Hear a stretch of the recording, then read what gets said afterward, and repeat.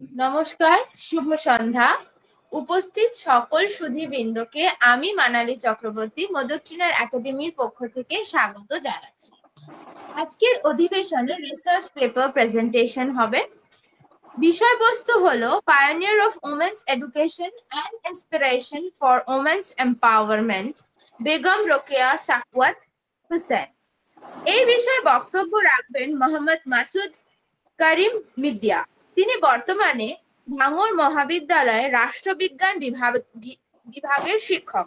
এছাড়াও তিনি system skill ইউনিভার্সিটির থেকে অধ্যাপিকা দীপিকা মজুমদারের তত্ত্বাবধানে পিএইচডি করছেন। আমি মোহাম্মদ মাসুদ করিম মিদ্যাকে অনুরোধ করছি আজকের অধিবেশন শুরু করার জন্য। ধন্যবাদ ম্যাম। ধন্যবাদ মোদক একাডেমির কর্ণধার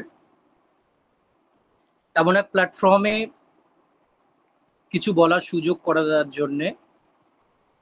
আমি কৃতজ্ঞতা জানাই মোদক একাডেমির সকল সক্রিয় সদস্য, সুধী এবং গুণীজনদের।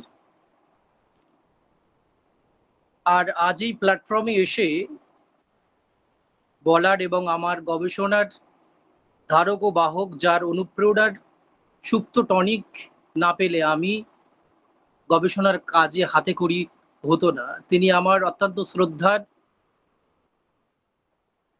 মমতাময়ী জননী তুল্য supervisor ma'am doctor Deepika Majumdar, এবং সাথেই পিতৃতুল্য শ্রদ্ধা স্যার ডক্টর তুষারকান্তি মজুমদারকে। এই দুজনের অনুপ্রেরণায় আজ আমি গবেষণার পথে যাচ্ছি, এবং আমি সবাইকেই শ্রদ্ধা এবং ভালোবাসা আমার অন্তরের অন্তঃস্থল থেকে জানিয়ে আমি আমার বিষয়ের উপর কিছু আলোকপাত করার চেষ্টা করব। আমি যে বিষয়ের উপর বলার চেষ্টা করব সেটি হলো নারী শিক্ষা এবং অনুপ্রেরণায় বেগম রোকেয়ার যে কন্ট্রিবিউশন বা অবদান, সেটাকে নিয়ে আমি আলোচনা করব। এখানে প্রশ্ন থেকে যায় যে আমি রাষ্ট্রবিজ্ঞানের ছাত্র হিসেবে বেগম রোকেয়াকে কেন বাছলাম। এখানে বেগম রোকেয়ার সাথে যে তিনি যে পিরিয়ডে এসেছিলেন, সেই পিরিয়ডের নারী শিক্ষার যে প্রতিবন্ধকতা এবং আজকে সময়ে দাঁড়িয়ে সেই বেগম রোকেয়ার চিন্তা চেতনার সাথে কতটা মিল, তার ভাবনা আজকে কতটা ফলপ্রসূ হয়েছে নারী সমাজের মধ্যে, শিক্ষা, সামাজিক, রাজনৈতিক, এক কথা সর্ব প্ল্যাটফর্মে কতটা নারীরা আগে তুলনায় এখন অনেকটা অনেকটাই ডেভেলপমেন্ট জায়গায় দাঁড়িয়ে, সেটাকে নিয়ে আমি বলবো।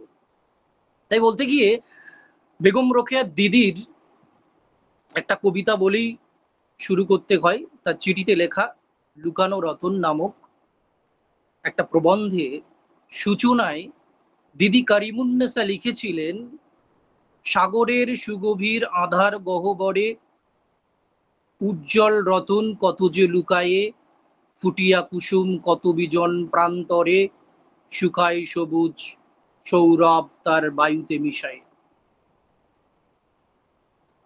অবিভক্ত ভারতীয় উপমহাদেশের বাংলার নারী সমাজের মুক্তির ও নারী শিক্ষার আলোকবর্তিকা, যার জন্ম 1880-র 9 ডিসেম্বর বাংলাদেশের রংপুর জেলার মিঠাপুকুর উপজেলার পায়রাবন্দ গ্রামে তার জন্ম।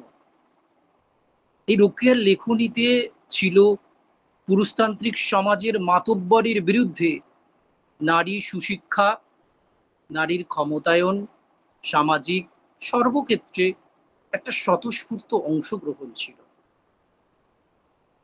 তা আমার আলোচনায় সর্বপ্রথম রোকেয়ার সাহিত্য কর্মকে নিয়ে একটু কিছু না বললে ঠিক বোঝা যাবে না, যেহেতু তার অবদান বা কন্ট্রিবিউশন আমরা পেয়েছি তার সাহিত্যাঙ্গনে এবং সাহিত্যের লেখনির মধ্য দিয়ে রাজনৈতিক চেতনা, সমাজ চেতনা, বিজ্ঞান চেতনা, ইতিহাস বোধ কতখানি ছিল সেগুলি আমরা জানতে পারব। প্রথমে বলে রাখি তার বিখ্যাত কিছু প্রবন্ধ এবং গ্রন্থ বা উপন্যাস। তার মধ্যে মতিচুর বিখ্যাত প্রবন্ধ, সুলতানাস ড্রিম, অবরোধবাসিনী, পদ্মরাগ প্রভৃতি। এবারে মতিচুর প্রসঙ্গে একটু বলে রাখি যে এই মতিচুরের ভিতরে কি আছে। আমি আগেই বলেছি যে বেগম রোকেয়াকে চিনতে গেলে বেগম রোকেয়ার সাহিত্য, প্রবন্ধ, উপন্যাসগুলোকে কিন্তু আমাদের বোঝা দরকার। এই মতিচুরের ভিতরে কি আছে? মতিচুর 1904 সালে প্রকাশিত, 17টি প্রবন্ধ, প্রথম খণ্ডে 7টি প্রবন্ধ, দ্বিতীয় প্রবন্ধে 10টি। প্রথম প্রবন্ধে 7টি প্রবন্ধের মধ্যে যেমন পিপাসা, স্ত্রী জাতির অবনতি, নিরীহ বাঙালি, অর্ধাঙ্গিনী, সুগৃহিণী, বোরখা, গৃহ প্রভৃতি বিখ্যাত বিখ্যাত প্রবন্ধ তিনি লিখেছেন। এই মতিচুর প্রবন্ধে নারী পুরুষের যে সমকক্ষতার অকাট্য যুক্তি দিয়ে নারীদের আর্থসামাজিক ও রাজনৈতিক ক্ষেত্রে স্বাবলম্বী হয়ে উঠবে, তারা সামাজিক রাজনৈতিক ক্ষেত্রে সমান অধিকার প্রতিষ্ঠিত করবে, এটা মতিচুর নামক প্রবন্ধে তিনি কিন্তু লিখে গেছেন। তারপরে আসি সুলতানার স্বপ্ন অর্থাৎ সুলতানাস ড্রিম। এটা বিখ্যাত কল্পকাহিনী ধর্মী তার বিখ্যাত উপন্যাস এবং প্রবন্ধ তো বটেই। 1905 সালেই মাদ্রাজের দি ইন্ডিয়ান লেডিস ম্যাগাজিনে প্রথম প্রকাশ পায়। এটা কিন্তু মতিচুরটি হলো সুলতানাস ড্রিমের দ্বিতীয় খণ্ড। এই উপন্যাসটি বাংলার প্রথম প্রকাশিত হয়। এই গ্রন্থে রোকেয়া নারীবাদী স্বপ্নরাজ্যে নারী স্থানের বিবরণ করেছেন, যেখানে সমাজে একজন নারী ও পুরুষের ভূমিকা কিভাবে পাল্টে গেছে। নারীরা সমাজের সকল আর্থিক কার্যকলাপের মুখ্য ভূমিকায়, আর পুরুষরা গৃহবন্দী। মানে একাধারে নারীরা এই উপন্যাসে বিশেষ ভূমিকায়, আর তার লেখনির মধ্য দিয়ে পুরুষকে গৃহবন্দী করে ফেলেছেন বেগম রোকেয়া। দ্বিতীয় যে উপন্যাস সেটা হচ্ছে পদ্মরাগ। বেগম রোকেয়া এই পদ্মরাগ উপন্যাসটির মধ্যে বিখ্যাত তারিণী ভবনের ছবি এঁকেছেন। সেখানে নানা ধর্ম, বর্ণ, নির্যাতিত, নিষ্পেষিত নারীর ভরসার জায়গা তৈরি করেছেন যেন এই উপন্যাসের লেখনির মধ্য দিয়ে। এই উপন্যাসের একটি বিখ্যাত চরিত্র ছিল, প্রধান চরিত্র আয়েশা সিদ্দিকা নামে একটা বিবাহিত নারী। তার জীবনের যে করুণ দশা হয়েছিল, সেই করুণ দশা বা নির্মম অত্যাচারের বলি হয়েছিল, তার ভিন্ন দিকগুলো এই উপন্যাসে ফুটিয়ে তুলেছিলেন। লাস্ট যে উপন্যাসের কথাটা আমি বলবো এবং প্রবন্ধ ধর্মী উপন্যাস, সেটি হচ্ছে অবরোধবাসিনী। এটি 1931 সালে প্রকাশিত হয়। তৎকালীন মুসলিম পরিবারে নারীদের যে অবরোধ জীবনযাপন, এর বাস্তব জীবনের 47টি ঘটনাকে কেন্দ্র করে বেগম রোকেয়া তুলে ধরেছেন। সুতরাং এখানে আমি বলতে পারি যে রোকেয়া তার সাহিত্যের মধ্যে বিজ্ঞান ভাবনা, ইতিহাস ভাবনা বা ইতিহাস চেতনা, সামাজিক পারিবারিক চেতনার পরিচয়, এমনকি তৎকালীন সমাজ ব্যবস্থার সামাজিক যে কদর্য বিষয়সমূহ, তার বিভিন্ন দিকগুলো তার লেখনির মধ্যে বা তার প্রবন্ধের মধ্যে আলোকপাত করেছেন। নারীর রাষ্ট্রীয় জীবনে রাজনৈতিক অধিকার, মান, মর্যাদা, নারী কিভাবে অধিকার বুঝে নিয়ে নিজেকে প্রতিষ্ঠিত করতে পারবে, নারী জীবনের সমস্যা, তার সমাধানের একমাত্র সুপ্ত মাধ্যম হচ্ছে শিক্ষা, এবং এই শিক্ষাই পারে নারীর ক্ষমতায়নের বৃত্তকে সম্পূর্ণ করতে। তা আমার আলোচনায় বেগম রোকেয়ার ভিন্ন দিক আছে, নানান ক্ষেত্রগুলো আছে। সেগুলোর মধ্যে তিনি নারীর ক্ষমতায়নকে জাগ্রত করেছিলেন তার লেখনীর মধ্য দিয়ে। তার মধ্যে যেমন নারীর অধিকার ও মর্যাদা প্রতিষ্ঠায় তিনি অনেক লেখালেখি করেছেন। তিনি মুসলিম তথা নারী সমাজের বা নারী সম্প্রদায়ের শিক্ষার প্রতি সেই পিরিয়ডে দাঁড়িয়ে তার জাগরণ তৈরি করেছিলেন। এমনকি তার সাহিত্যের মধ্যে একটা আধুনিকতা, মডার্নিটি, তার সাহিত্যের মধ্যে সায়েন্স, বিশেষ করে সুলতানাস ড্রিম নামক প্রবন্ধটি পাঠ করলে বোঝা যায় যে বিজ্ঞানে যেন ছড়াছড়ি সুলতানাস ড্রিমে। চতুর্থ বিষয়ের দিক দিয়ে বলতে গেলে নারীর ক্ষমতায়নের দিক দিয়ে তার যে কন্ট্রিবিউশন, সেটা ভোলার নয়। সেই পিরিয়ডে দাঁড়িয়ে একজন পুরুষের পক্ষে যেটা করা কঠিন ব্যাপার ছিল, একজন নারী তার উপর মুসলিম কমিউনিটির, যেখানে সমাজের মানে মোড়ল মতবাদদের উপর ডিপেন্ড করে সমাজ যারা কলুষিত করেছিল, সেই কলুষিত মুক্ত সমাজের মধ্য দিয়ে রোকেয়া তার ভাবনাগুলোকে দৃপ্ত কণ্ঠে বলেছিল। এবং তার সাহিত্যের ভিতরে বা তার আলোচনার ভিতরে ইতিহাস চেতনা ছিল, সামাজিক ভাবনা ছিল। এবং সাথে সাথে রোকেয়ার সাথে তৎকালীন যে পাশ্চাত্য নারীবাদী তাত্ত্বিকরা, তাদের যে সমীক্ষা, আমি আমার বক্তৃতা বা সংক্ষিপ্ত পিপিটির মধ্যে বলবো, কিন্তু এতগুলো তো বলা সম্ভব নয়। আমি 2 থেকে 3টি দিক রোকেয়া সম্পর্কে একটু বলার চেষ্টা করছি। তার আগে বলে রাখি যে রোকেয়া যে পিরিয়ডে এসেছিলেন পৃথিবীতে, আমরা মানে যে প্রেক্ষাপটে রোকেয়াকে পেয়েছি সেটা কিন্তু স্বাধীনতার আগে। মৃত্যু হয় 1932-এ রোকেয়ার। কিন্তু রোকেয়ার যে চিন্তা, রোকেয়ার বলে যাওয়া কথা ভারতবর্ষের সংবিধানে কিভাবে স্থান পেল, আমি আগেই বলেছি। আমি কেন রোকেয়াকে নিয়ে বলবো? আমি তো রাষ্ট্রবিজ্ঞানের ছাত্র, আমি সাহিত্যধর্মী, রোকেয়াকে কি কেন নিয়ে বলবো? রোকেয়ার সাহিত্যের মধ্যে রাজনীতির কথা, রোকেয়ার সাহিত্যের ভিতরে যে রাজনীতির ছোঁয়া পাওয়া গেছে, তার কয়েকটা এক্সাম্পল আমি দেব ভারতবর্ষের সংবিধান থেকে।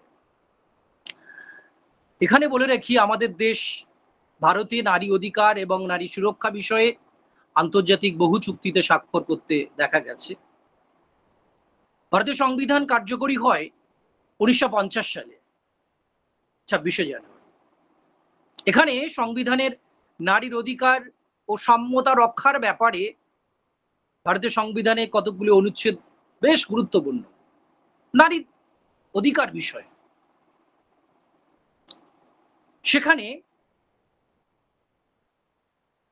আর্টিকেল 39A-তে বলা হচ্ছে, রাষ্ট্র এমন ভাবে নীতি তৈরি করবে যাতে নারী ও পুরুষের জীবিকার ব্যবস্থা থাকবে। 39A-তে বলছে। এবং 39D-তে বলছে আমাদের কনস্টিটিউশনে যে উভয় মানে নারী এবং পুরুষ তারা তাদের ন্যায্য মজুরিও পাবে।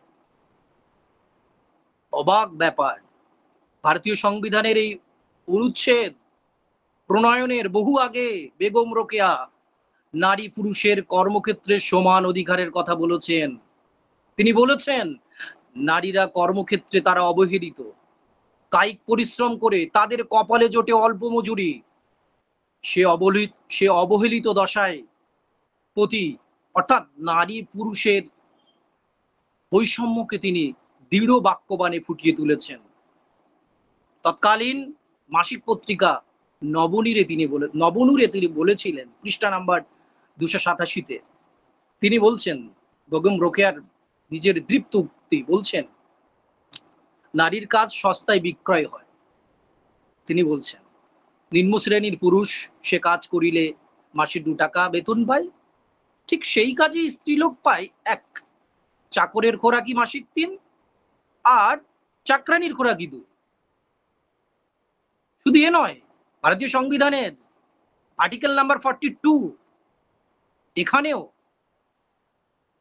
বলা হচ্ছে, কাজ করার সুস্থ পরিবেশ এবং প্রসূতি নারী বা সন্তান সম্ভবা নারীদের জন্য ছুটির ব্যবস্থা থাকবে। এটা ভারতীয় সংবিধানের 42 নম্বর অনুচ্ছেদে বলছে। কিন্তু বেগম রোকেয়া ভারতীয় সংবিধান কার্যকরী হওয়ার আগে, কত আগে বলে গেছেন যে কাজ করার সুস্থ পরিবেশ আর প্রসূতি নারীদের ছুটির ব্যবস্থার কথা।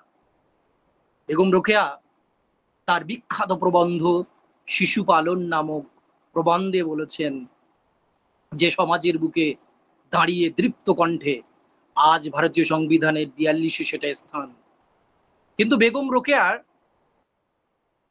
1920-তে কলকাতার টাউন হলে স্বাস্থ্য ও শিশু প্রদর্শনী অনুষ্ঠানে সভানেত্রী হিসাবে তিনি এক বক্তৃতায় বলেছিলেন, যা শিশু পালন নামক প্রবন্ধে অন্তর্ভুক্ত। তিনি বলেছিলেন, শিশু রক্ষা করতে হলে আগে শিশুর মাদের রক্ষা করা দরকার। ভালো ফসল পেতে হলে গাছে সার দেওয়া দরকার। মেয়ের বিয়েতে অনেক টাকা খরচ হয় বলে বেচারিকে শুকিয়ে মারবেন না, তারাই হচ্ছে ভবিষ্যৎ। গৃহের গৃহিণী তারাই হচ্ছে ভবিষ্যৎ বংশধরের জননী। এটি স্থান পেয়েছে মতিচুর দ্বিতীয় খণ্ডে। প্রবন্ধটি শিশু পালন প্রবন্ধ। শুধু তাই নয়, অবাক ব্যাপার, বেগম রোকেয়ার লেখনী পড়লে পরিষ্কারভাবে বোঝা যায় ভারতীয় সংবিধানে আরেকটি আর্টিকেলে বেগম রোকেয়ার যেন কপি করা, মনে হচ্ছে যেন কপি করা। বেগম রোকেয়ার ভাবনা কতটা সুদূর প্রসারী ছিল। আর্টিকেল নাম্বার 243, তাতে বলা হচ্ছে, পঞ্চায়েত ও পৌরসভা পরিচালনায় মহিলাদের জন্য আসন সংরক্ষণ। ভারতীয় সংবিধান গৃহীত এবং কার্যকরী হওয়ার অনেক আগেই বেগম রোকেয়া তার সাহিত্যকর্মে লেখনীর দ্বারায় নারী জাতির অধিকার বিষয়ে আলোচনায় অংশগ্রহণ, জনহিতকর কাজে নারীর স্বতঃস্ফূর্ত অংশগ্রহণ, রাষ্ট্রীয় এবং গ্রামীণ শহরে এবং এলাকায় মহিলাদের যে সচেতনতার কথা তিনি বারবার বলেছিলেন। শুধু তাই নয়, বেগম রোকেয়া নারীদের সামাজিক অধিকারের কথাও তিনি বলেছিলেন। কারণ নারীর উন্নতি ভাবনায় তৎকালীন নারীদের যে পরিস্থিতির সম্মুখীন হয়েছিল, তার মধ্যে যেমন তৎকালীন নারীরা উপেক্ষিত, অবহেলার চোখে দেখা হতো। তৎকালীন নারীদের সামাজিক অবস্থা ছিল অত্যন্ত প্রতিকূল। তৎকালীন সমাজ জীবনের নানা প্রকার কুসংস্কার, নারীদের অবরোধ প্রথা, নেতিবাচক দিক, সমাজে বিদ্যা চর্চা, শিক্ষা লাভ দুর্বিষহ অবস্থা ছিল।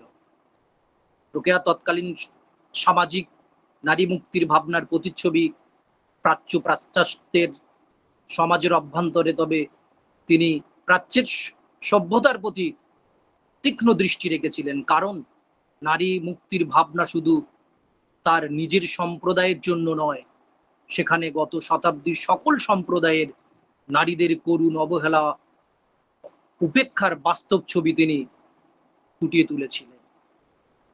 তৎকালীন বাবার বাড়ির পরিবেশে ছিল বেড়াজাল, অবরোধের বেড়াজাল। সামাজিক নিয়মে পদ্মা প্রথা, তারপরে বিহারের ভাগলপুরে 18 বছর বয়সে সাখাওয়াত হোসেনের সঙ্গে বিবাহ বন্ধন। সেখানে গিয়ে দেখলেন নারীদের সামাজিক পরিস্থিতি একরকম। তখন তার মনে নারী সত্তা নিয়ে জেগে উঠলেন। তিনি দেখলেন বিহারের নারীদের সামাজিক জীবন চিত্র ছিল খুবই করুণ দশা। তারই নিরিখে তার বিখ্যাত অবরোধবাসিনী নামক প্রবন্ধ বলেছেন, বিহার অঞ্চলে বিবাহের পূর্বে 7 মাস পর্যন্ত নির্জন কারাবাসে রাখিয়া মেয়েকে আত্মহত্যা করা হয়। সুতরাং এই বেগম রোকেয়ার তৎকালীন সামাজিক জীবনে তার যে কদর্য ভাবনা বা চিত্রগুলো সেই সময় কিন্তু দেখা গেছিল। রোকেয়ার ভাবনায় নারীরা কেন গৃহকোণে আবদ্ধ থাকবে? সমাজতান্ত্রিক পুরুষতান্ত্রিক কৌশলের পৃষ্ঠতা থেকে বেরিয়ে নারীকে সামাজিক নানান ক্ষেত্রে স্বতঃস্ফূর্ত অংশগ্রহণ করবে। সমাজ থেকে রাষ্ট্রীয় জীবন তারা উন্নয়নের পথে যাত্রা করবে। এমনকি সামাজিক নানান ব্যাধি অর্থাৎ সামাজিক নানান প্রথার বিরুদ্ধে গর্জে উঠবে। নারী 4 দেওয়াল থেকে বেরিয়ে এসে তার নিজের অবস্থা এবং অবস্থানের পরিবর্তন সাধন করবে।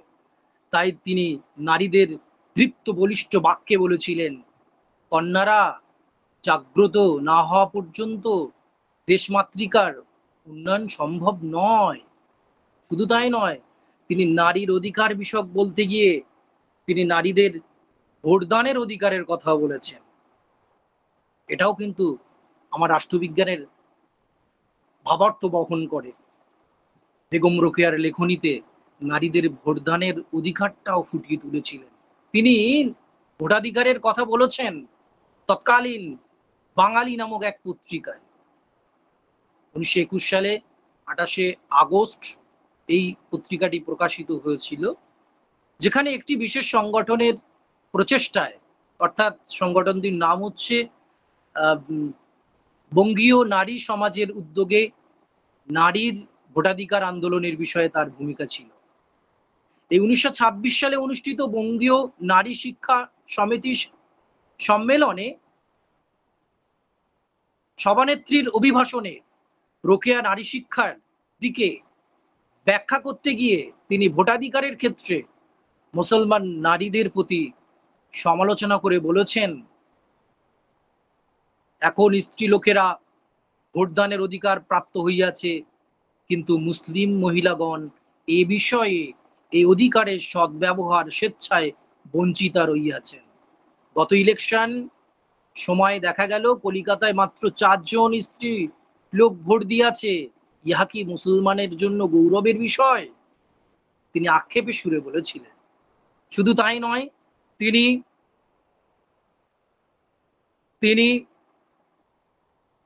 তার লেখনীর মধ্য দিয়ে নারী ভোটদানের বিষয়ে সোচ্চার ছিলেন, এমনকি ভোটাধিকার আন্দোলনের সাথে প্রত্যক্ষ যুক্তও ছিলেন। রোকেয়ার ভোটাধিকার প্রয়োগে নারীদের সচেতনতা বাড়ানোর জন্য বঙ্গীয় নারী সমাজের পক্ষে তিনি মুসলিম নারীদের মধ্যকার প্রচার শুরু করেছিলেন। বিভিন্ন ক্ষেত্রে তিনি নানান সচেতন অনুষ্ঠান, স্বতঃস্ফূর্ত নারীদের প্রচার কার্যে রোকেয়া বিশেষ ভূমিকা পালন করেছিলেন। তিনি নারীদের ভোটাধিকার অর্জনের জন্য তৎকালীন কলকাতা পৌরসভার ভোটদানে নারীরা ভোট দেওয়ার অধিকার অর্জন করেছিলেন। তারপর 1925 সালে বঙ্গীয় নারী সমাজ সংঘের মধ্য দিয়ে নারীদের ভোটদানের অধিকারের দাবিতে দ্বিতীয় পর্বের আন্দোলনের যাত্রা শুরু হয়। বেগম রোকেয়ার ভাবনা এটাই ছিল, নারীর রাষ্ট্রীয় জীবনের সুখ সমৃদ্ধময় জীবন অতিবাহিত করবে, নারী সমহিমায় প্রতিষ্ঠিত হতে পারবে, নিজের কল্যাণের জন্য নিজের রাষ্ট্রীয় নির্বাচনী মান নারীরা ভোটদানের মধ্য দিয়ে প্রয়োগ করবে। তাই বাংলায় 1926 সালে সর্বপ্রথম নারীদের ভোটাধিকার প্রয়োগ করা হয়েছিল। এমনকি তৎকালীন ব্রিটিশ 1935 সালে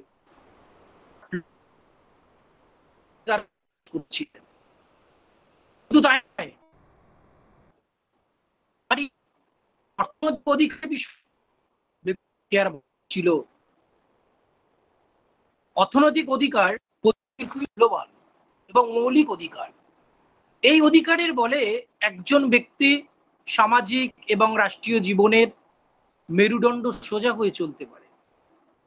তিনি নারীর অর্থনৈতিক অধিকারের কথা বলেছেন,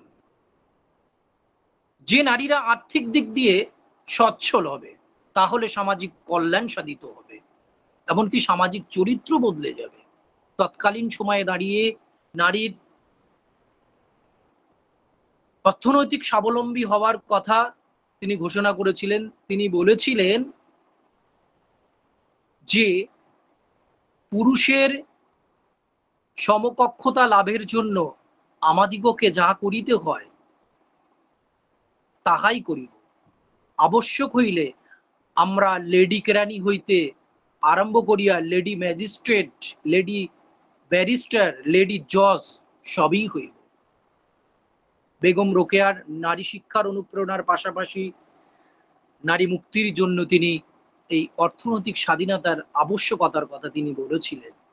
বেগম রোকেয়ার নারী স্বাধীনতা এবং নারীর আর্থিক উন্নতির আবশ্যকতার জন্য সমাজে পুরুষতান্ত্রিক নিচু মানসিকতার এবং সামাজিক বৈষম্যের জন্য তার চেতনার স্পর্শ ছিল খুব গভীর। তিনি আর্থিক স্বাবলম্বী হয়ে ওঠার প্রসঙ্গে বলেছিলেন, আয় করিব না কেন, আমরা কি মানে আমাদের কি হস্ত নেই, কদম নেই, না বুদ্ধি নেই, যে পরিশ্রম আমরা স্বামী গৃহের গৃহস্থলী কার্যে ব্যবহার করি, সেই পরিশ্রম দ্বারা কি স্বাধীন ব্যবস্থা করিতে পারিব না? সুতরাং বেগম রোকেয়ার নারীর অধিকার বিষয়ে তিনি নারীর মতামত প্রকাশের অধিকার তার লেখনীর মাঝে ফুটিয়ে তুলেছেন, যেটা ভারতবর্ষ সংবিধানের স্বাধীনতার অধিকার মধ্যে আমরা দেখতে পাই। তিনি নারীর স্বাধীনতা এবং নারীর ভোটাধিকার, নারী শিক্ষার উন্মুক্ত চিন্তার সাথে নারীর মনোভাবে এবং আগামী দিনের স্বচ্ছ ভাবনাকে তিনি তার মত ব্যক্ত করেছেন। তার বিখ্যাত উপন্যাস সৌরজগৎ উপন্যাসে তিনি নারীর মত প্রকাশের যে অধিকার, সেই মত প্রকাশ অধিকারের কথা তিনি বলেছেন। তিনি বলছেন যে অবলাদেরও চুকন্ন আছে, চিন্তা শক্তি আছে, উক্ত শক্তিসমূহের অভ্যাস যথাযথভাবে হওয়া উচিত। তাদের বাক্য শক্তি কেবল শিখানো কথা উচ্চারণ করার জন্য নহে। শুধু তাই নয়, বেগম রোকেয়ার লেখনীর মাঝে এসেছে নারীর স্বাধীনতার কথা। সেই স্বাধীনতার কথা তার বিখ্যাত উপন্যাস সৌরজগতে তিনি বলেছেন।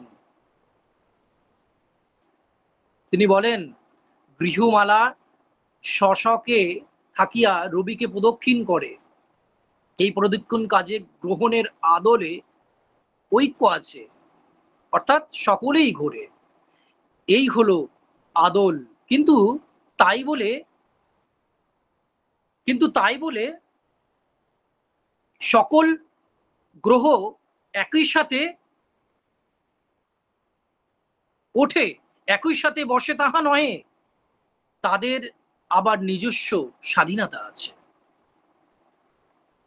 তারপর বেগম রোকেয়ার তার চেতনা মানুষে নারী শিক্ষার অধিকারের কথা তিনি বলেছেন।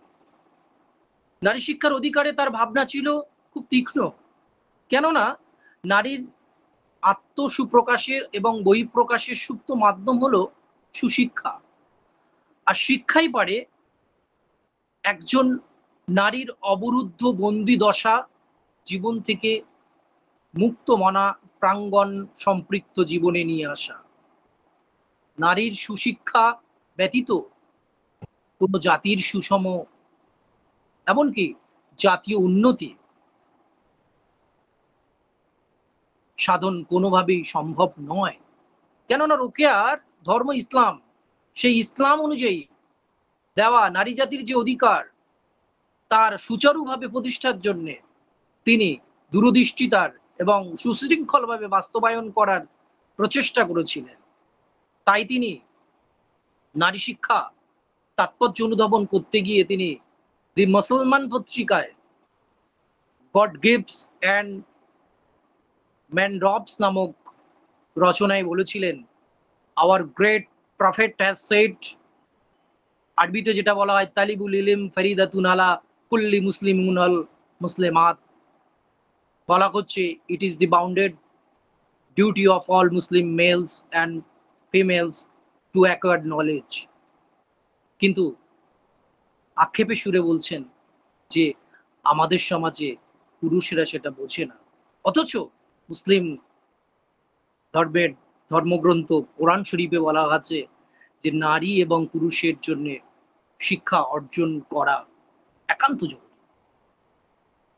তিনি নারীদের জন্য সংগঠন এবং পরিচালনা করার যে একটা অধিকার তার লেখনীর মধ্যে তিনি ফুটিয়ে তুলেছেন। বেগম রোকেয়ার নারী সংগঠন স্থাপন এবং প্রতিষ্ঠার জন্য দৃষ্টান্তমূলক সাক্ষ্য বহন করে তৎকালীন বিখ্যাত নারী সংগঠন অঞ্জুমানে খাওয়াতিন ইসলাম। তিনি নারী শিক্ষার প্রতি ব্যতিক্রমী চরিত্রের নারী ছিলেন। একদিকে তিনি যেমন নারীদের সামাজিক জাগ্রত পারিবারিক জীবনের চিত্রকে তুলে ধরেছেন, অন্যদিকে তার সাংগঠনিক মনোভাব, প্রতিষ্ঠান পরিচালনার সুদক্ষ ব্যক্তিত্ব, তার জ্বলন্ত দৃষ্টান্তগুলি 1909 সালে বিহারের ভাগলপুর শাকাত মেমোরিয়াল গার্লস বিদ্যালয় প্রতিষ্ঠা। সেখান থেকে পারিবারিক বিবাদের কারণে চলে আসেন। ঠিক তার 2 বছর পরে 1911 সালে কলকাতায় নবরূপে সেই শাকাত গার্লস স্কুল পুনরায় স্থাপন করেন। একদিকে স্কুল পরিচালনা, পাশাপাশি সাহিত্য চর্চা, অন্যদিকে নারী জাগরণে নারীদের চেতনার ভাবনার সাথে সাথে সাংগঠনিক ভিন্ন কার্যকলাপে তিনি নিবেদিত প্রাণ। তারই ভাবনার ফসল 1916 সালে বাঙালি মুসলিম নারীদের নিয়ে একটি সংগঠন তিনি স্থাপন করেছিলেন, সেটিই তো আঞ্জুমানে খাওয়াতিনে ইসলাম। শুধু তাই নয়, 1927 সালে বাংলার নারী শিক্ষা সম্মেলনের তিনি সভাপতিত্ব করেন। এটি কলকাতা শহরে অনুষ্ঠিত হয়েছিল। তাছাড়া বেগম রোকেয়ার বঙ্গীয় মুসলিম সম্মেলনে 1930 সালে বাংলা ভাষার সপক্ষে অপ্রতিরোধ্য দৃপ্ত সাংগঠনিক ও দুঃসাহসিক বক্তব্য রেখেছিলেন। স্থানীয় ভাষা বলিতে অন্য স্থানের ভাষা যাই হোক, কলকাতার ভাষা কি হবে? 16 বছর যাবৎ এই মেমোরিয়াল স্কুল পরিচালনার পরে রোকেয়া নিজেই বলছেন, আমি এই জ্ঞান লাভ করিয়াছি, এখানকার মুসলমানরা মাতৃহীন, অর্থাৎ তাহাদের মাতৃভাষা নাই, তাহারা উর্দুকে মাতৃভাষা বলিয়া দাবি করে বটে।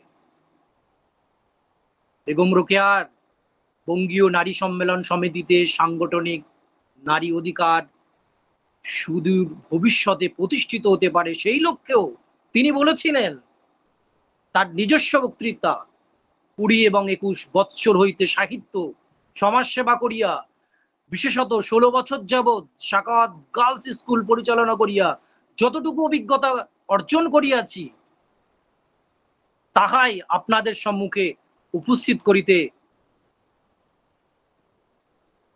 সাহস করিতেছি।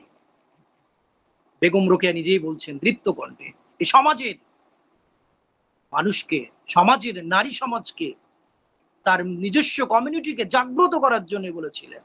সুতরাং তৎকালীন মুসলিম নারী সমাজে তিনি অদ্বিতীয়। নারী দেশ ও জাতির স্বার্থে তিনি নারীদের জন্য সংগঠনমুখী কর্মকাণ্ডের যে অধিকার, তিনি সুনিপুণভাবে তার চিন্তা ভাবনার অধিকার হিসেবে ফুটিয়ে তুলেছেন। বেগম রোকেয়া নারী জাতিকে অন্ধকার পরিস্থিতি থেকে মুক্তির জন্য স্থাপন করেছিলেন তার স্কুল। অনেক বাধা গেছিল এই স্কুল কে দাঁড় করানোর জন্য। স্কুল পরিচালনার দৈনন্দিন যে কঠোর পরিস্থিতির সাথে তার লড়াই করতে হয়েছিল, কারণ তৎকালীন সামাজিক পরিস্থিতি ছিল নারীদের অবরুদ্ধ জীবন। সেই প্রেক্ষাপটে একজন নারীর পক্ষে স্কুল চালানোটা যে খুবই জটিল ব্যাপার। এমনকি স্কুলের বিরুদ্ধে বহু ষড়যান্ত্রিক প্রচেষ্টা চালিয়েছিল স্কুল বন্ধের জন্য, কিন্তু রোকেয়া সব কিছুকে উপেক্ষা করে তার সাংগঠনিক এবং দৃঢ়জেদী মনোভাবের প্রচেষ্টায় স্কুল পরিচালনা করেছিলেন। অনেক ব্যঙ্গ বিদ্রুপের বাক্য তাকে শুনতে হয়েছিল, তদ্রূপ তিনি নারী শিক্ষার জন্য তার অম্লান যে প্রচেষ্টা তা থেমে থাকেনি। সুতরাং এখানে একটা বিষয় আমার সাবজেক্টের মধ্যে আমি রোকেয়ার তার প্রবন্ধ এবং উপন্যাসে তার রাজনৈতিক যে চেতনা, সেদিকের কথা একটু আমি আলোকপাত করব, যে রোকেয়ার সাহিত্য চেতনায় রাজনৈতিক ভাবনাটা কতখানি এসেছে, তার রাজনৈতিক বীজটা কোথা থেকে এলো। তার সাহিত্য পড়লে, তার প্রবন্ধগুলো পড়লে রাজনীতির যে একটা ভাবধারা সেটা ফুটে ওঠে সুপ্তভাবে। বেগম রোকেয়ার আবির্ভাব হয় এমন সময়ে যখন বিশ্ব রাজনীতিতে তোলপাড় করা এক আলোড়ন সৃষ্টিকারী অধ্যায়। আমি আগেই বলেছি বেগম রোকেয়ার জন্ম 1880।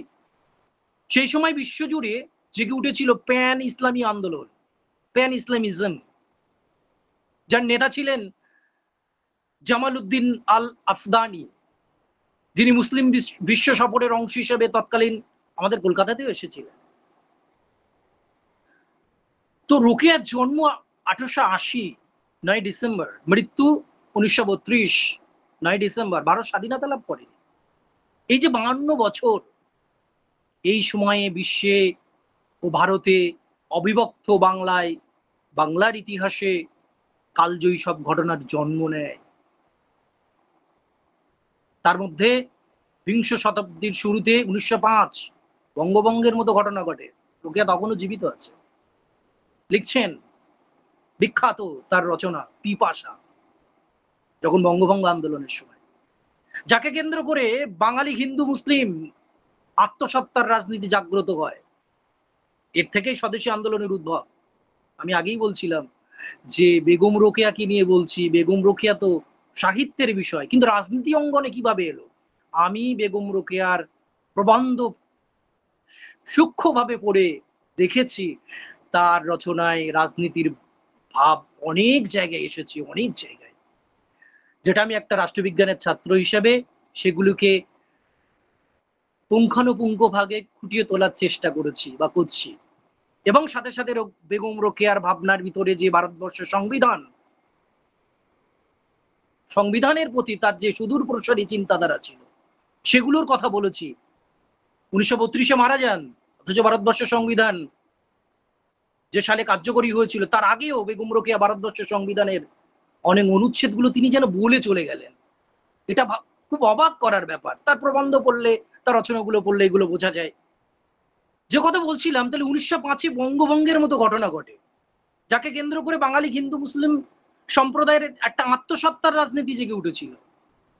স্বদেশী আন্দোলনের উদ্ভব হয়, বাঙালি জাতীয়তাবাদের ও ভারতীয় জাতীয়তাবাদ চেতনার দৃঢ়তা শুরু হয়েছিল। 1911-তে আবার বঙ্গভঙ্গ রদ হয়, ভারতীয় রাজধানী কলকাতা থেকে দিল্লিতে স্থানান্তরিত হয়, আমরা জানি। 1914 সাল, কিছুদিন পর, 11-র পরে 1914 প্রথম বিশ্বযুদ্ধের ডামাডোল শুরু হলো। 1914 থেকে 1919 এই সময়ের প্রথম বিশ্বযুদ্ধকে কেন্দ্র করে এক অভূতপূর্ব অভিজ্ঞতার মধ্য দিয়ে গোটা বিশ্ব অতিবাহিত হয়। বিশ্ব রাজনীতিক এই ভাবনা চেতনার স্পর্শ রোকেয়ার বিপ্লবী মন আর সাংগঠনিক চেতনা জাগ্রত হতে থাকে। তার তাৎপর্যপূর্ণ দৃষ্টান্ত 1916 সালে তিনি নারী সংগঠন স্থাপন করেন, অঞ্জুমানে খাওয়াতিনে ইসলাম। তার এই বিপ্লবী মন, তার এই বিপ্লবী সত্তার বহিঃপ্রকাশ, তিনি নারীদের নিয়ে সংগঠন তৈরি করলেন, বাংলায় যাকে বলা হয় মুসলিম মহিলা সমিতি। নারীদের যাবতীয় সমস্যার ক্ষেত্রে নারীরাই বেশি ওয়াকিবহাল, নারীরা নিজেদের সমস্যা সমাধান ও অধিকার রক্ষার জন্য তাই সমিতি গঠনের প্রয়োজনীয়তা তিনিই তুলে ধরেন। তিনি নারীদের অধিকার আদায়ের জন্য নারীদের রাজনীতিতে যোগদানের উৎসাহ করতেন, তাদের ন্যায্য অধিকার প্রতিষ্ঠা করতে, দেশ ও জাতির আর্থিক সামাজিক ভাবনা এবং রাজনৈতিক চেতনার সম্পর্কে সচেতনতা বৃদ্ধির জন্য তিনি নারী সংগঠন স্থাপন করেন। শুধু তাই নয়, তিনি তার লেখনী, সাহিত্য লেখনী, সাংগঠনিক দক্ষতা এবং নেতৃত্বের পরিচয় দিয়ে ঔপনিবেশিক পিরিয়ডে ইংরেজদের নাকপাশ ছিন্ন করতে অধিকার আন্দোলনের পাথেয় করে নারীদের নিয়ে ঐক্যবদ্ধ করেন। তিনি কংগ্রেস আন্দোলন তথা ভারতীয় জাতীয়তাবাদের আন্দোলনের স্বার্থে কাজ করেছিলেন। এটা আমরা বেগম রোকেয়ার সাহিত্যের অনেক পরতে পরতে রাজনৈতিক চেতনার সুচারু স্পর্শ দেখতে পাই। শুধু তাই নয়, বেগম রোকেয়ার তিনি নারীদের বা নারী সমাজের যে শিক্ষার কথা তিনি বারবার বলেছিলেন। তিনি তো মুসলিম কমিউনিটির থেকে আসা, তার পিতৃ পরিবার ছিল শিক্ষানুরাগী, ইসলামিক ভাবধারার সুবেষ্টিত। ইসলামের প্রাথমিক পর্যায়ে মুসলিম নারীরা রাষ্ট্র পরিচালনা করেছেন, ব্যবসা বাণিজ্য করেছেন, সংগঠন বা প্রতিষ্ঠান পরিচালনা করেছেন, একেবারে ইসলামের প্রথম পিরিয়ডে। শুধু তাই নয়, ভারতবর্ষের ইতিহাসে মহিলা সুলতান যেমন সুলতান রাজিয়া সিংহাসনে বসেছেন, রাষ্ট্র পরিচালনা করেছেন। কিন্তু সেই মুসলিম নারীরা আজ অশিক্ষা এবং অবরোধের পদ্মায় বন্দী হয়ে গেলেন কেন? বেগম রোকেয়ার ঠিক এইখানেই তার ভাবনার প্রশ্ন। তিনি বলেছেন, ইসলাম নারীদের যে অধিকার দিয়েছে সেখানে প্রতিবন্ধকতা স্বরূপ, বাধা স্বরূপ কেউ মাতব্বরি না ফলাক। সেই অধিকারের মধ্যে শ্রেষ্ঠ অধিকার হচ্ছে শিক্ষার অধিকার। তাই তিনি সুনিপুণভাবে বুঝতে পেরেছিলেন বলেই বারবার বলেছিলেন, একমাত্র শিক্ষায় নারীর আত্মবহিঃপ্রকাশের সুদৃঢ় মাধ্যম। আর এই মাধ্যমকে বলিষ্ঠ করতে গেলেই নারীর সুশিক্ষার প্রয়োজন। শিক্ষাই পারে নারীকে দাসত্বের শৃঙ্খল থেকে মুক্তি দিতে। একথা বুকে লালন করে গোটা জীবন ও কাতরে বিলিয়ে দিয়েছিলেন নারীর মুক্তির জন্য। বেগম রোকেয়ার নারী শিক্ষার উন্নতির কথা বারবার বলেছেন, কারণ শিক্ষাই জাতির উন্নতির পথে নিয়ে যায়, সমাজকে পাল্টে দেয়। আর এই সমাজকে পাল্টাতে গেলে নারীর সুশিক্ষা বিস্তারের ব্যাপকভাবে দরকার। সমাজের মধ্যে নারীকে বাদ দিয়ে সুন্দর উন্নয়নমূলক ডেভেলপমেন্টাল সমাজ প্রতিষ্ঠা করা অসম্ভব ব্যাপার। এই জন্য তিনি নারী শিক্ষার প্রতিষ্ঠার জন্য তিনি কলকাতায় নারী শিক্ষা বিষয়ক সম্মেলনের সভাপতিত্ব করেছিলেন। তিনি নারীদের জন্য শিক্ষা প্রতিষ্ঠানও তৈরি করেছিলেন, বেগম রোকেয়া সাখাওয়াত মেমোরিয়াল স্কুল। তিনি নারী শিক্ষার আত্ম উপলব্ধির কথা পাওয়া যায় তার লেখনীতে। তিনি বলেছিলেন, মেয়েদের এমন শিক্ষায় শিক্ষিত করিয়া তুলিত হইবে যাহাতে তারা ভবিষ্যতে জীবনে আদর্শ গৃহিণী, আদর্শ জননী, আদর্শ নারী রূপে পরিচিত হইতে পারে। তবে রোকেয়া কখনোই পুরুষ জাতিকে ছোট রূপে দেখেন। তাদের কথাও তার লেখনীতে ফুটিয়ে তুলেছেন। সমাজের অর্ধেক নারী, অর্ধেক পুরুষ, অর্থাৎ অর্ধেককে বাদ দিয়ে কোনোভাবেই বৃত্ত সম্পূর্ণ হয় না। নারী শিক্ষা বিষয়ে রোকেয়ার সারা জীবন ভাবনা ছিল যে নারী শিক্ষার মধ্যে দিয়ে নারীর সীমাবদ্ধ জীবনের শৃঙ্খল ভাঙা সম্ভব। তিনি সেই সাথে নারীর ব্যক্তিত্ব বিকাশে শিক্ষার গুরুত্ব দেন। সেই গুরুত্ব আর মনোভাবের প্রতিফলন লক্ষ্য করা যায় তার বিখ্যাত একটা প্রবন্ধ পদ্মরাগ নামক উপন্যাসের ৪র্থ পরিচ্ছদ তারিণী ভবন অধ্যায়ে। তিনি বলছেন, ছাত্রদিগকে দুপাতা পড়িতে শিখাইয়া বিশ্ববিদ্যালয়ের ছাঁচে ঢালিয়া বিলাসিতায় পুত্তলিকা গঠিত করা হয় না। বিজ্ঞান, সাহিত্য, ভূগোল, খগোল, ইতিহাস, অঙ্কশাস্ত্র সবই শিক্ষা দেওয়া হয়, কিন্তু শিক্ষার প্রণালী ভিন্ন। মিথ্যা ইতিহাসে কণ্ঠস্থ করায় তাহাদিগকে নিজের দেশ আর দেশবাসীকে ঘৃণা করিতে শিক্ষা দেওয়া হয় না। তিনি নীতি শিক্ষা, ধর্ম শিক্ষা, চরিত্র গঠন প্রভৃতি বিষয়ের উপর অধিক মনোযোগ দিয়েছিলেন। বালিকাদিগকে তিনি উচ্চ আদর্শের সুকন্যা, সুগৃহিণী, সুমাতা হইতে এবং দেশ এবং ধর্মকে প্রাণের অধিক ভালোবাসিতে শিক্ষা দেওয়া, বিশেষত তাহারা আত্মনির্ভরশীল হয়, ভবিষ্যৎ জীবনে যেন কাষ্ঠপুত্তলিকৎ পিতা, ভ্রাতা বা স্বামী পুত্রের গলগ্রহ না হয়, এ বিষয়ে বিশেষ দৃষ্টি রাখা হয়। সুতরাং বেগম রোকেয়া মেয়েদের এমন শিক্ষায় শিক্ষিত করে তুলতে হবে, তিনি বলেছিলেন যে মেয়েদের এমন শিক্ষায় শিক্ষিত করে তুলতে হবে যাতে তারা ভবিষ্যৎ জীবনে আদর্শ গৃহিণী হয়, আদর্শ জননী হতে পারে, আদর্শ নারী রূপে প্রতিষ্ঠিত হতে পারে। তাই তিনি স্ত্রী শিক্ষা সম্পর্কে বলেছিলেন, আমরা যাহা চাহিতেছি তা ভিক্ষা নয়, অনুগ্রহের দান নয়, আমাদের জন্মগত অধিকার। ইসলাম নারীকে ৭০০ বছর আগে যে অধিকার দিয়েছে তার চেয়ে আমাদের দাবি এক বিন্দু বেশি নয়। বেগম রোকেয়ার নারী শিক্ষা প্রবর্তনের অসামান্য ত্যাগ ও পরিশ্রম করেছেন। রোকেয়া মনে প্রাণে বিশ্বাস করতেন, মানুষের মুক্তি ঘটবে না ততদিন যতদিন না নারী শিক্ষার স্বাধীনতা নিশ্চিত হচ্ছে। তিনি মনে প্রাণে বিশ্বাস করতেন, নারীদের শিক্ষিত করে তুলতে পারলে তাদের অত্যাচার নিপীড়নের হাত থেকে রক্ষা করা যাবে।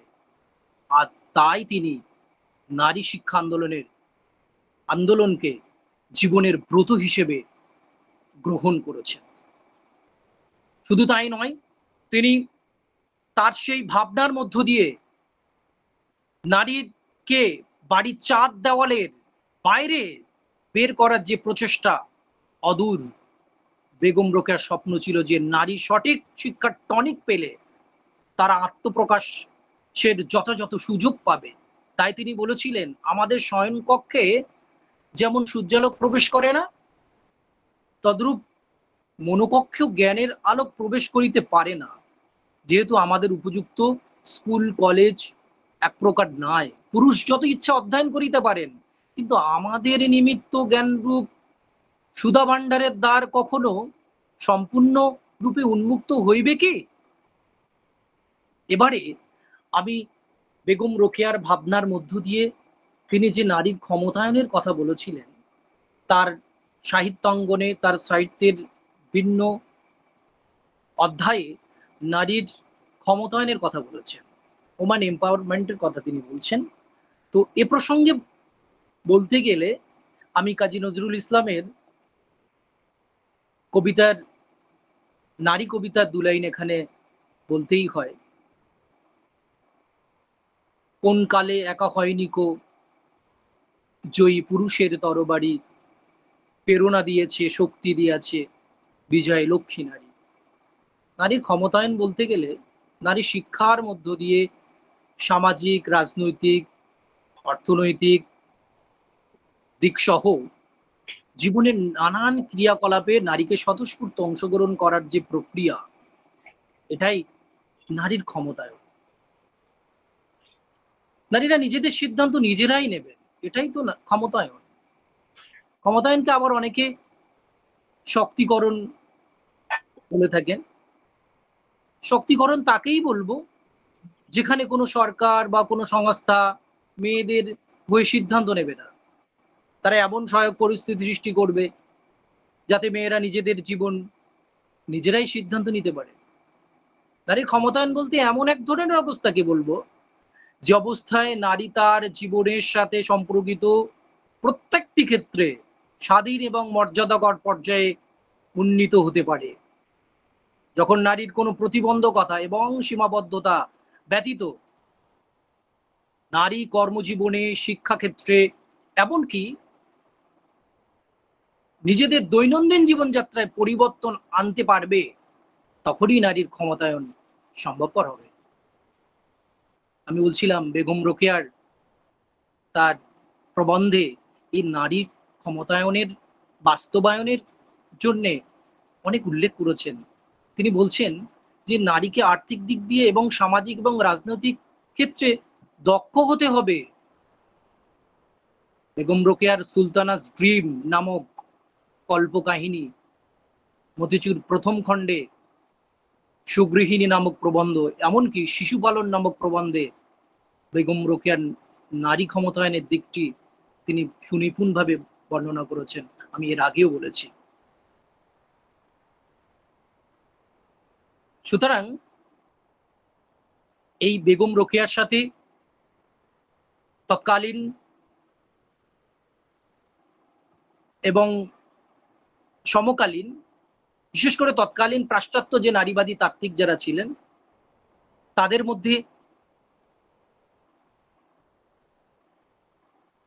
মধ্যে যে মানে বেগম রোকেয়ার সাময়িক যে পাশ্চাত্য বহু নারীবাদী তাত্ত্বিক ছিলেন, তাদের চিন্তা চেতনার প্রকাশ ঘটিয়েছেন নারী চেতনা বৃদ্ধির জন্য। নারী তার মর্যাদা এবং নারীর অধিকার, নারীর সামাজিক বোধ, নারীর সাংস্কৃতিক ধর্মীয় পরিবেশে অংশগ্রহণ, নারীর রাজনৈতিক সচেতন প্রেক্ষাপটের মূল্যায়ন, সামাজিক ক্ষেত্রে অনেক অবমূল্যায়ন দেখা গেছে তার লেখনীর মধ্যে ফুটে ওঠে। ইউরোপ এবং আমেরিকায় যে নারীবাদী আন্দোলনের প্রবাহমান হয়েছিল, বিশেষ করে প্রথম তরঙ্গের শেষে এবং দ্বিতীয় তরঙ্গের একেবারে প্রথম পর্যায়ে, তা ছিল বুদ্ধিদীপ্ত দার্শনিক ভিত্তি। তবে রোকেয়ার নারী মুক্তি ভাবনা ছিল বাস্তবসম্মত। এসবের দিক থেকে মার্কিন নারীবাদী আন্দোলনের সঙ্গে রোকেয়ার মিল পাওয়া যায়। দৃষ্টান্তস্বরূপ 1966 সালে ন্যাশনাল অর্গানাইজেশন অফ উমেন্স স্থাপনের মধ্য দিয়ে নারীর সমান অধিকার প্রতিষ্ঠার আন্দোলন শুরু হয়। ঠিক তেমনি বেগম রোকেয়ার 1909 সালে সাখাওয়াত জি স্কুল এবং 1916 সালে আঞ্জুমানে খাওয়াতিনে ইসলাম প্রতিষ্ঠা হয়। এই সকল নারীদের জন্য যে সংগঠন স্থাপন, নারীবাদী আন্দোলনের প্রসারিত করার যে প্রচেষ্টা তা অব্যাহত রাখেন। অন্যদিকে নারীবাদী তরঙ্গের আর এক রূপকার কেট মিলেট তার বিখ্যাত গ্রন্থ সেকেন্ড সেক্স 1969 সালে তিনি বলেছিলেন ওই বইতে, পুরুষরা সবসময় কিছু কিছু প্রতীক, উপমা, চিত্রকল্প এবং ভাষা ব্যবহারের মধ্য দিয়ে নারীকে কোমল, দুর্বল, লজ্জাবনত, কম মেধাসম্পন্ন, আত্মসমর্পিত ও উপভোগ্য হিসেবে চিত্রিত করে থাকেন। বেগম রোকেয়ার সেই ভাবনাকে অনেক আগেই 1905-এ সুলতানাস ড্রিমে তিনি বলে গেছেন। আমি শুরুতেই বলেছিলাম সুলতানাস ড্রিমের সেই বিষয়বস্তুকে, এবং তিনি তার বিখ্যাত প্রবন্ধ সৌরজগতে তিনি বলছেন যে পাত্রপাত্রীর আলাপচারিতার মধ্য দিয়ে এই ভাবনার প্রকাশ ঘটিয়েছিলেন। ছি, তুমি পাথুরে পথকে ভয় করো, ঢালু পথে গড়াইতে চাও না, ইহা তোমার স্ত্রী ভাব যে একটা এসেছিল। তাই সেই জায়গাটার কথা এখানে ফুটিয়ে তুলেছেন বেগম রোকেয়া। এবং বলবো আমি যেটা, যে বেগম রোকেয়ার সঙ্গে পাশ্চাত্য যে নারীবাদী যারা তাত্ত্বিক ছিলেন সেই সময়ে, যেমন ডালি স্পেন্ডার এর বিখ্যাত উপন্যাসের মাতৃগণ এবং জেমস স্পেন্সারের মহিলা উপন্যাসিকদের উত্থান সেই সময়ে বেগম রোকেয়ার সময়, তৎকালীন সেই পাশ্চাত্য নারীবাদীদের সঙ্গে বেগম রোকেয়ার সাহিত্যের টক্কর চলছে। শুধু তাই নয়, দি ফিমেল ম্যান 1970, অক্টাভিয়া বাটলারের ক্রিন্ডেড 1979 প্রমুখ তৎকালীন নারীবাদী সাহিত্যিকদের প্রকৃষ্ট দৃষ্টান্ত হিসাবে এখানে আমি বলতে পারি। পাশ্চাত্য এই এক ঝাঁক নারীবাদী তাত্ত্বিকদের সাহিত্যের সমীক্ষায় বহু আগে বেগম রোকেয়া 1924-এ 1931-এ তার কালজয়ী রচনা সুলতানাস ড্রিম, পদ্মরাগ, অবরোধবাসিনী নামক রচনায় তিনি নারীবাদী মৌলিক তাত্ত্বিক এবং নারীবাদী কিংবদন্তি সাহিত্য স্রষ্টা নানান দিকগুলির উল্লেখ করেছেন। সুতরাং বেগম রোকেয়ার নারী অধিকার প্রতিষ্ঠায় তার যে আত্মত্যাগ, বিচক্ষণ যে দৃষ্টিভঙ্গি, সামাজিক বিধি ব্যবস্থার উপর তার গভীর পর্যবেক্ষণ, যুক্তি নির্ভর বিশ্লেষণ, প্রজ্ঞার গভীরতা এবং প্রতিবাদী কণ্ঠের বলিষ্ঠতা প্রভৃতির বিবেচনায় তিনি ছিলেন একজন অনন্য ব্যক্তিত্ব। সমাজ সংস্কারক ও সাহিত্যিক হিসাবে, রাজনৈতিক চেতনা সম্পন্ন মানবী হিসেবে বেগম রোকেয়া সাখাওয়াত হোসেন তার কর্মদক্ষতা, কর্মক্ষমতা, তিতিক্ষা, আদর্শের মহত্ব, দৃঢ় মনোবল ও অসীম সাহসিকতার নিয়ে প্রায় 100 বছর আগে নারী অধিকার ও স্বাধীনতার প্রসঙ্গে যেসব কথা বলেছেন তা বর্তমানেও গভীরভাবে উপলব্ধি করা যাচ্ছে। বর্তমান ভারতের সাস্টেনেবল ডেভেলপমেন্ট বা টেকসই উন্নয়নের ক্ষেত্রে এটা খুবই ইম্পর্টেন্ট একটা বিষয়। বর্তমান বিশ্ব এ নিয়ে খুবই ভাবিত। সাস্টেনেবল ডেভেলপমেন্ট, টেকসই উন্নয়নের ক্ষেত্রে নারীর ক্ষমতায়ন এখন বাস্তবতা। এই বাস্তবতাকে সামনে রেখেই সম্প্রতি সম্মিলিত জাতিপুঞ্জ বা জাতিসংঘ কর্তৃক ঘোষিত টেকসই উন্নয়নের 17টি লক্ষ্যমাত্রা স্থির করেছে। এই 17টি লক্ষ্যমাত্রার মধ্যে পঞ্চম লক্ষ্যমাত্রাটি জেন্ডার সমতা অর্জন, মানে লিঙ্গ সমতা অর্জন, এবং সব নারী এবং বালিকাকে ক্ষমতায়নের জন্য সুনির্দিষ্ট করা। 2016 সালের আন্তর্জাতিক নারী দিবসের প্রতিপাদ্য বিষয় হিসাবে নির্ধারিত হয়েছে অধিকার মর্যাদায় নারী পুরুষের সমানে সমান। নারীর অধিকার প্রতিষ্ঠার আন্দোলন একটি চলমান প্রক্রিয়া। বর্তমান রাজনীতিতে বিভিন্ন পেশায় নারীর প্রবেশের ফলে রাষ্ট্র পরিচালনা ও কর্মক্ষেত্র সংস্থানের ক্ষেত্রে বেগম রোকেয়ার ভাবনার অনেকটাই আজ বাস্তবসম্মত। তার প্রদর্শিত পথ বেয়ে আজ দেশে নারী শিক্ষার বিপ্লব ঘটেছে, বেড়েছে নারীর ক্ষমতায়ন, বেড়েছে নারীর মর্যাদার অধিকার, সাবলীলতা। তাই আমি বলবো, আধুনিক রাষ্ট্র গঠনের ভিত্তি নির্মাণ করতে সামাজিক উৎপাদনে পুরুষের পাশাপাশি নারীর সমপরিমাণে অংশগ্রহণ খুব গুরুত্বপূর্ণ। নারীকে সামাজিক কাজে, রাজনৈতিক, অর্থনৈতিক ক্রিয়াকর্মে, আইন প্রণয়নে, রাষ্ট্রীয় কাজে, জনহিতকর কাজে সরাসরি নিযুক্ত করার মাধ্যমে রান্নাঘরের একঘেয়ে জীবন থেকে টেনে বের করতে না পারলে সত্যিকারের গণতান্ত্রিক রাষ্ট্র, গণতান্ত্রিক সমাজ, গণতান্ত্রিক পরিবার গঠন অসম্ভব। তাই রোকেয়ার দাবি, নারী পুরুষের সমান অধিকার নিশ্চিত করার লক্ষ্যে সর্বপ্রথম আর্থিক সকল অঞ্চলে নারীর উপস্থিতি নিশ্চিত করতে হবে। অফিস আদালত, কোর্ট কাছারি, শিক্ষা প্রতিষ্ঠান, কলকারখানা, রাষ্ট্রীয় গুরুত্বপূর্ণ অধিদপ্তর, কৃষিকাজে পুরুষের সঙ্গে নারীর সমান অংশগ্রহণের মাধ্যমে সামাজিক উৎপাদন প্রতিষ্ঠা করতে হবে।